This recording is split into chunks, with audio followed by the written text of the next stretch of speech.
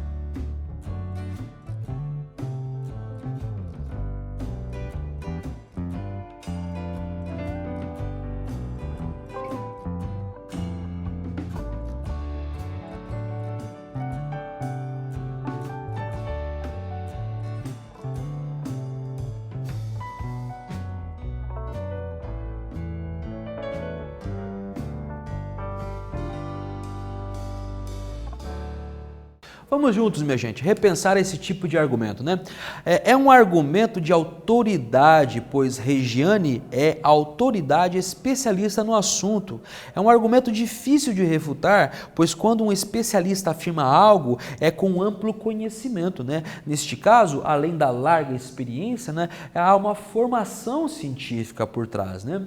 Estamos diante de uma jornalista, né? É uma das primeiras a trabalhar com o jornalismo esportivo no Brasil, né?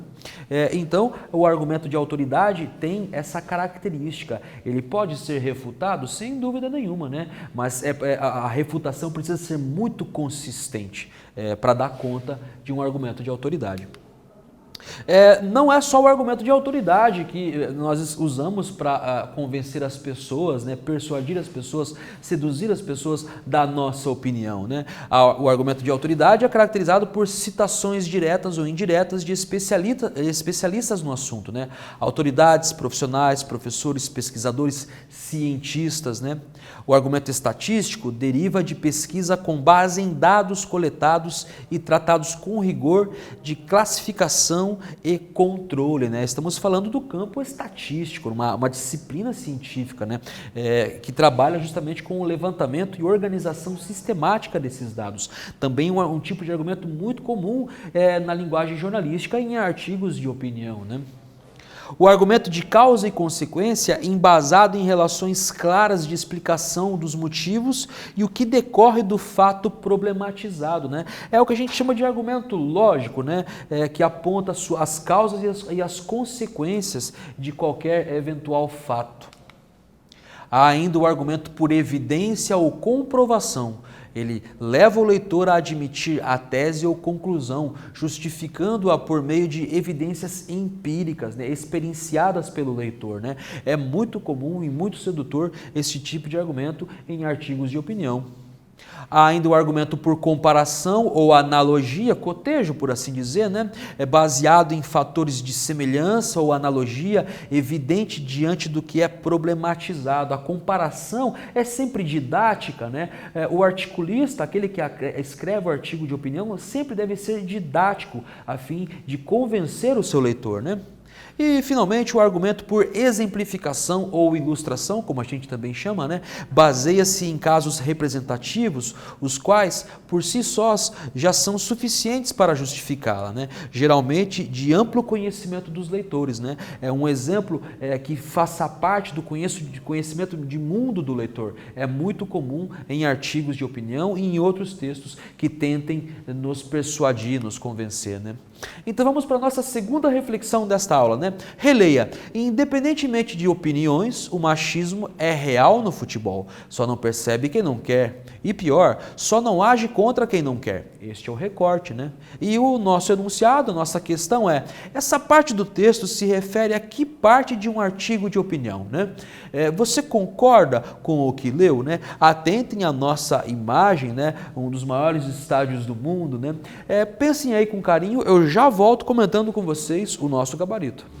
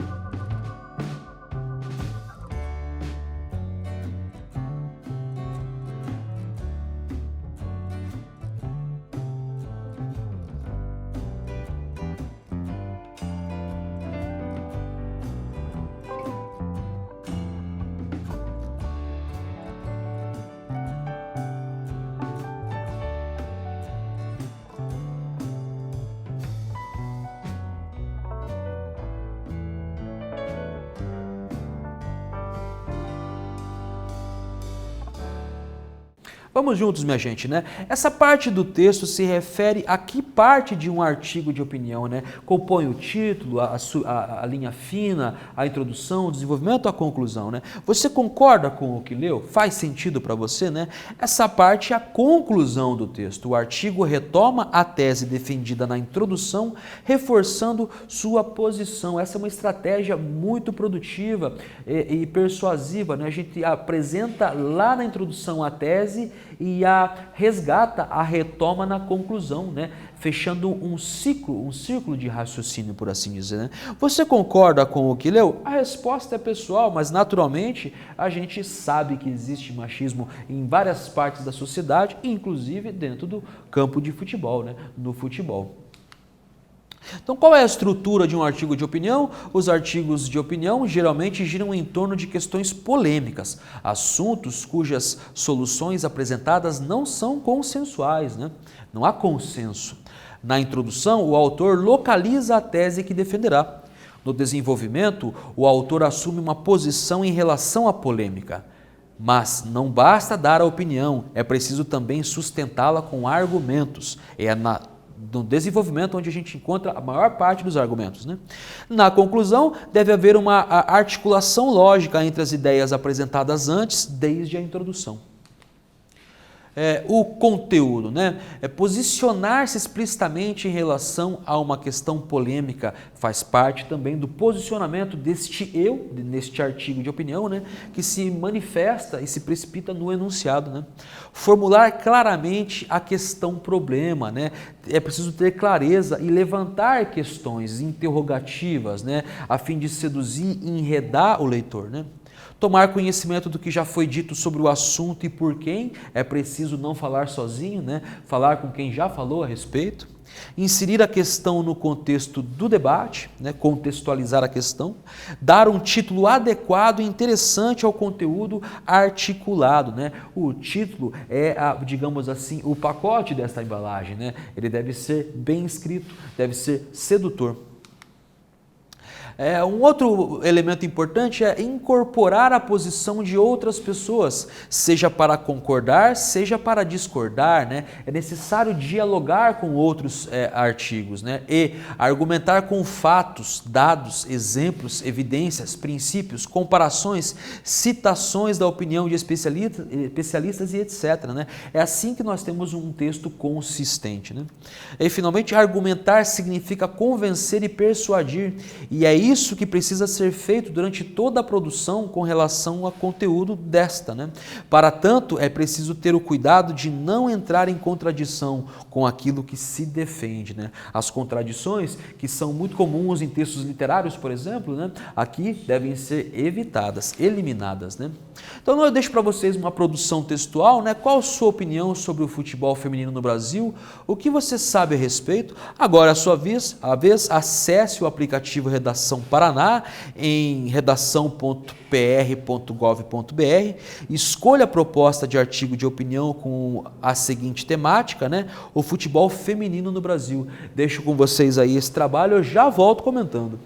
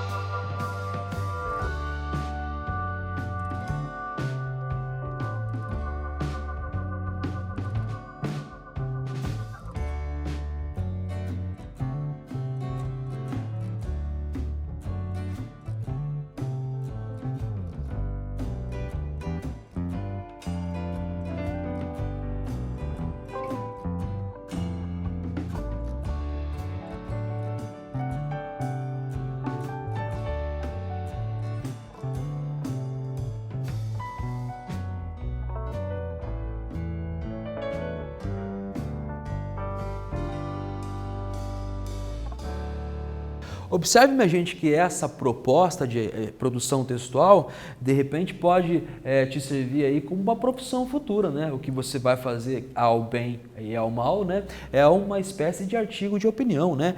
Tendo como o tema, né, o futebol feminino no Brasil, né? Então, a produção textual, a partir da leitura dos textos motivadores e com base nos seus conhecimentos, redige um artigo de opinião para ser publicado no jornal da sua cidade, sobre o tema, o futebol feminino no Brasil, né? Era essa a nossa proposta, né? Pois bem, lembre-se de desenvolver o seu texto conforme a estrutura apresentada nesta aula, né? Assista novamente se for necessário, né? Compartilhe com seus colegas, leia a opinião deles e ouça o que acharam da sua, né? Revise o seu texto, a revisão é a etapa final de todo esse trabalho, né, com produção de texto. Siga as instruções da proposta no aplicativo, leia os textos motivadores e apresente a redação ao seu professor. Então, retomando o que a gente conseguiu hoje dar conta, né? A gente leu e interpretou trechos de um artigo de opinião, reconhecemos alguns tipos de argumento, né? Exercitando nossa argumentação a partir da problematização do texto, verificamos como a conclusão retoma a tese apresentada no texto, e, finalmente, aprendemos elementos para a produção de um artigo de opinião, que eu espero que vocês produzam aí, né? Me despeço de vocês com um abraço carinhoso e um sincero desejo de reencontro.